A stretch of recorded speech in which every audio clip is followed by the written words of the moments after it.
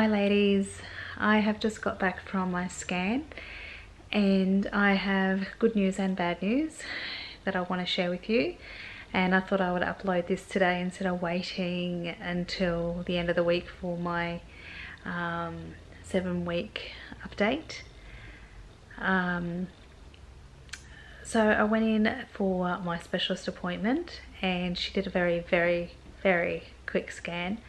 Literally 30 seconds, and the heart rate is now 116 beats per minute, which is fantastic, and I was very happy with that, and she was very happy with that, and I had pretty good hopes then. And then I asked her what my yolk sac measurement was, and she then told me it was 8.6 millimeters, and in my head that means it's grown another 2.4 or something like that, or 3 millimeters in the 4 days since the last scan, which worries me. And I said to her, the yolk sac is quite big. Is that something that should be concerning you? And she said, no, it's non-specific now that you have a heartbeat. We'll continue to go and have another scan in 2 weeks, and at the moment it's looking towards a positive pregnancy. She didn't kind of want to answer my questions. She was very vague and got me out of the office pretty quickly, and $200 later. So I didn't think she was being very real with me, and I didn't feel comfortable at all with the answers. So luckily in the meantime I had called my OBGYN's office that I normally see all the time, and had made an appointment with him for, I think it was a couple of hours later. And the reason why I did this is because my fertility specialist that I've seen actually didn't do anything with her. This was just a monitoring. She went on holidays and I went on holidays camping, as you would know back in my videos, and we didn't actually do any fertility treatment. She just said, oh, if you fall pregnant, give me a call and we'll do HCG and monitor you. So I didn't feel as comfortable with her as I do with my my OBGYN that I normally see, because he's fantastic. So he had my scan from Thursday and I thought I'll go and see him. So I went and seen him, and I said, I know you looked over the results, but I want you to be real with me. You promised me you'd be real with me, and I'm not happy with the yolk sac size. So he didn't go off what the specialist one was, because he wasn't there. So he got me to get back on the bed, and we did just an abdominal one because he doesn't have an internal one, and he could see the heartbeat straight away, but not like the yolk sac. He said he needs to do an internal one to check it again. So he couldn't comment right then on how big it was today, but he did comment on how big it was on Thursday. So yes, the report came back that it is an enlarged yolk sac, and he said that was honest with me, because I said to him, I'm not silly, I've looked at the research, and that it can be a possibility that can cause miscarriages and chromosome issues. Like, yeah. Anyway, so he said yes, it's correct, that it can cause like trisomy, I can't think of all of them, trisomy,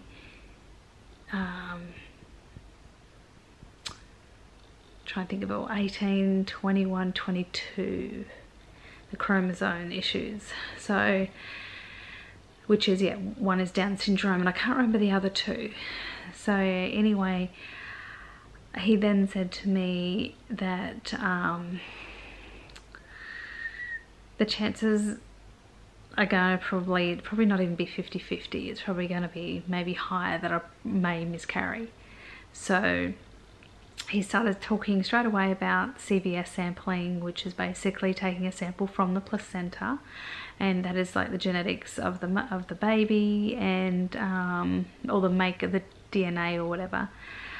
It's not 100%, it's 99%, and then there's the amniotesis, which is 99.8%. So I can only hold on to hope. they said to me, or he said to me, that I have that done about 9 or 10 weeks pregnant, so in a few weeks I can go and get that done if I last. So if there is chromosome abnormalities, the baby's heart may stop in the next couple of weeks anyway. So he's got me doing another scan on Friday, so Brad will be home and we'll do another scan and check the yolk size again. Sometimes the yolk sac does shrink and all is okay, but there's not a very high success rate at all. He said he has had success stories, but I've read and read and read, and like maybe 1 in 30 might say I had a success story. So it's looking pretty crappy my end, and I'm feeling really shitty. I really am. It's like this could be number 7, and I don't mean to sound down about everything or not positive. I really am, but it's really hard to stay positive when, you know, when they're not real with you. And he was real with me, and he said to me, you know, that there is a high possibility it's got chromosome issues, because that's what the yolk sac, that's what the research says. Anything over kind of 5, and mine was 6.3 on Thursday, and now it's 8.7. And I'm feeling really upset. I mean, the only people that know is Brad and I and the kids, and no family knows, and it's very hard to, I don't know, you know, each and every day Brad's away, to wonder if, you know, the baby's still got a heartbeat or not, or whatever. The only encouragement I get is from you guys, which is all I'm hanging on to, is you. And I just want to thank you guys so much for all your positivity and your comments on Instagram, and popping in and just say, hi hun, I'm thinking of you, how are you going today, how are you feeling today? And that means so much to me, because, you know, I feel like I'm alone at the moment, and those words of encouragement is, it really does help. So I'm trying to hold it together and not cry and be positive, and it's very hard. And going through this that many times, it's very hard to keep going, you know, shall we try again? Like, do I want to say to Brad, I've had enough? Like, how many times is it going to be bad? Every time? So I was explaining to another video about stromal cells, and I was talking to my doctor about this, or the OBGYN. So the stromal cells basically is what tells the embryo when it goes to implant if it can or not. So if it recognizes that the embryo is abnormal, it'll basically reject it, and you'll have your period and you won't get a positive pregnancy test. So as you get over 35, slowly it's that kind of signal, cells stop saying no, as mine is like not at all. It's saying yes, implant every abnormal embryo. So that's why I keep having miscarriages, because those stromal cells aren't working properly, and they're not telling the embryo when it goes to implant no, and reject it. So my specialist, the fertility specialist, said, you just need that one good egg. I mean, how many eggs do I need? Am I going to have 20 miscarriages, 30 miscarriages before I get that one good egg? I mean, seriously. I don't know. And they don't have the answers because they can't see what the eggs look like. So I'm just a little frustrated. I'll be okay. I will get this in my head and I'll sort it out and I'll feel better. But at the moment I'm frustrated because I just can't believe that I can't even get one good egg to implant and work, you know, be good, you know, like every single pregnancy, you know, you try and be happy and you try and be optimistic about it and that things are going to work out, and then it's ripped away from you and it's ripped away from you, you know, and now possibly 7 times. So it's like, I'd just rather negative tests, because I don't want them to implant, you know, and it's bad for baby, you know, his baby's heart's beating and everything, you know, like things are forming. I mean, it's awful for it to form and then die.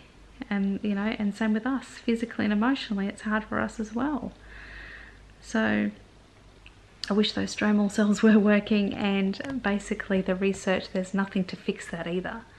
So they will just keep rejecting, or I will just keep accepting those embryos and going, and, you know, and if it's abnormal, I'll miscarry, but don't know when. So that is my update at the moment. I'm having a scan on Friday, so when I'll update you, I'm not sure if I'll do it Friday or over the weekend. I hope it's good news. I hope the baby's heart's still beating on Friday, and that I can still tell you that. And the other thing I'm thinking is its growth. And I'm pretty sure she said, I didn't quite hear, but I'm pretty sure there wasn't much growth as well. So it does not look good. So I hate to come on here and give bad news, because everybody loves good news. Everybody loves that things are going well, and that, you know, there's no issues, and want to know where you're up to, because you could be at the same, you know, level as me, and just comparing or whatever. And you know, unfortunately, this isn't sunshine and lollipops, this pregnancy. So I don't know if I'm going to last 1 week, 2 weeks, 5 weeks, or my whole pregnancy.